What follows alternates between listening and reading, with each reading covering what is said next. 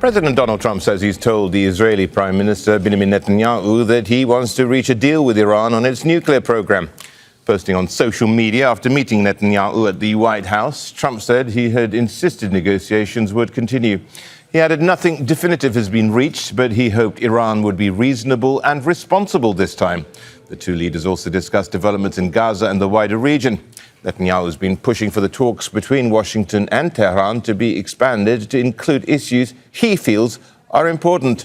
So let's just take a closer look at what's at stake in these talks. The United States wants Iran to permanently stop its uranium enrichment, to hand over roughly 400 kilograms of uranium already enriched to 60%, to limit its ballistic missile program, and to stop funding and supporting armed groups in the region. This is not just about nuclear activity, it's about Iran's regional standing, according to Washington.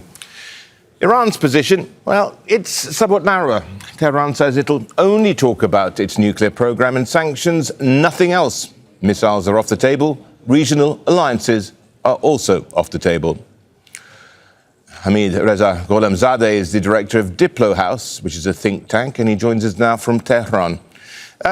Hamid, can the gulf between the two sides be narrowed?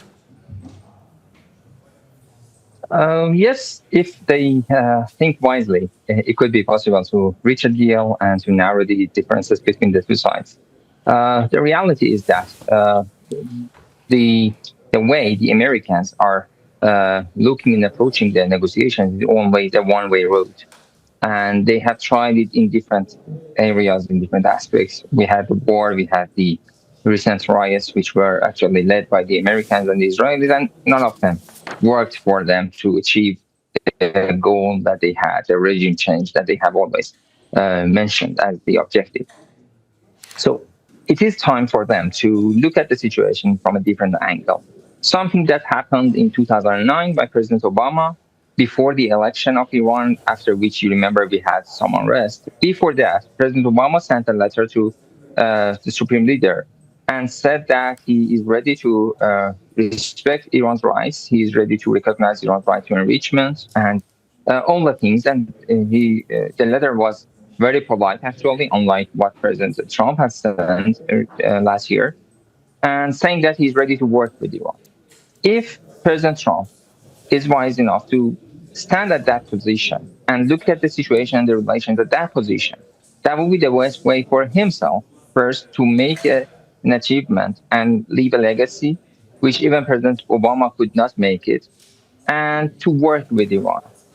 But if he wants to move toward oppression, toward pressure, toward sanctions, and discussing things like missile program or zero enrichment, that would be something that leads to a dead end, and there would be no outcome. Hamid. And that would lead to an option which is not possible for neither the Israelis nor the Americans, and that is military option.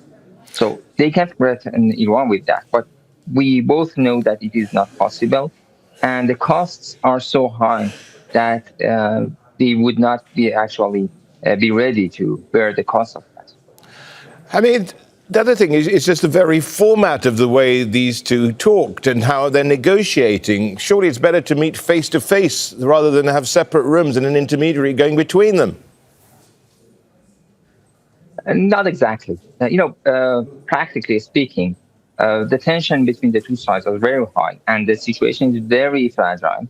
So if they want to discuss it directly, face to face, and they don't have time to think, they don't have time to consider the options from the other side, and they don't have time to work on the wording. It's actually for the both sides.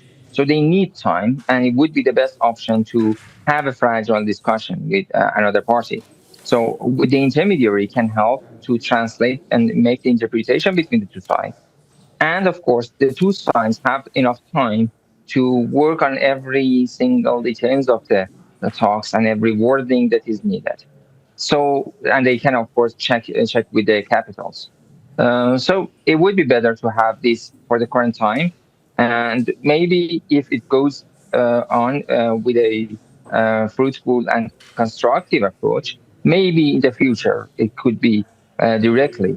But for the time being, it is not necessary to have direct talks, and it would be actually not constructive. It would be destructive to have so fast and face-to-face negotiations. So it is helping to me that it is indirect and through a mediator. Tell me something here, with all this in mind. We've got the process of negotiations over the nuclear program is straightforward, either a delay or a freeze in enrichment. We've got them talking about the Tehran talking about perhaps enrichment going down to just about, 10, 20% or thereabouts. Is that a workable kind of target to work from?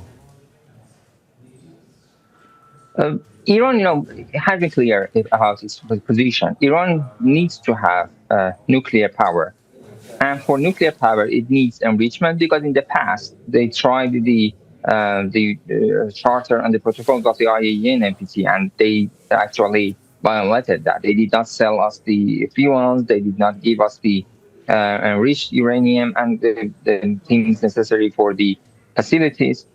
So Iran needs to have enrichment and needs to have power. So more than that is something that Iran is ready to give up in return for the removal of sanctions.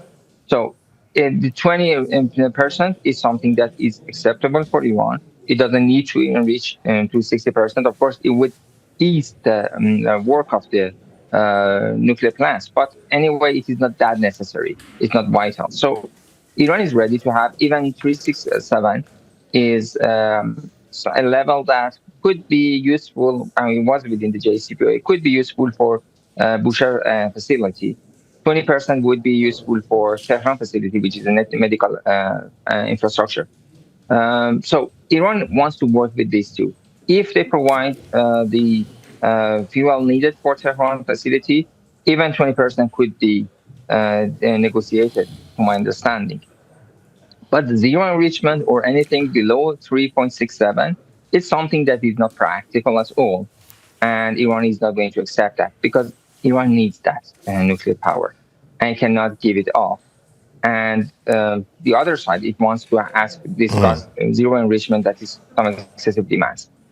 A short-term freeze of enrichment might be possible because we are actually at that position right now. After the attacks, Iran is not enriching because it doesn't have access to the facilities.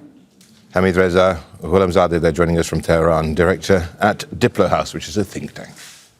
Don't miss out. Get the full picture. Subscribe to Al Jazeera for reliable news and expert insights. Like, share, stay ahead.